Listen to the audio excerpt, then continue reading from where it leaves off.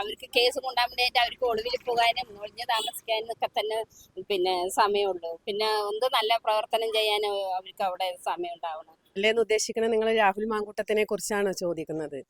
അതാണെങ്കിൽ ഞങ്ങൾ കണ്ടിട്ടേ ഇല്ല അങ്ങനെ ഒരാളെ. ഇത്രയും ഒരു ആഭാസനായ കേരളത്തിൽ എവിടെയും ഉണ്ടാവില്ല ഇതുപോലത്തെ ഒരു MLA.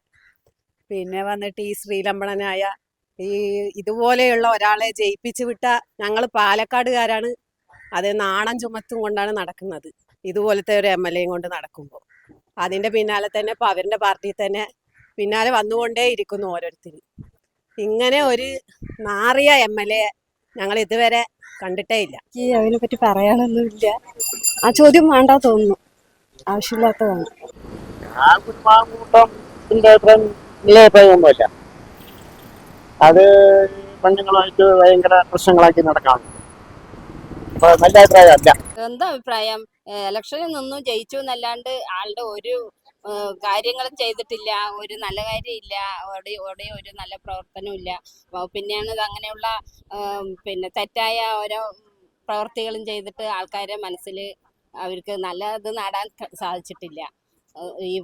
ഈ ഭാഗത്തേക്കേ ഇല്ല. കാരണം ധൈര്യത്തിലൂടെ പാർട്ടി ഓഫീസിൽ പോകാൻ പറ്റാത്തൊരു അവസ്ഥയാണ്. സംഭവം പേടി. കാരണം പെണ്ണുങ്ങൾക്ക് ഇല്ലെങ്കിലും നല്ലപോലെ വെളിയിൽ ഇറങ്ങി നടക്കണമെന്ന് ഞങ്ങൾ എല്ലാവരും ആഗ്രഹിക്കുന്നുണ്ട്.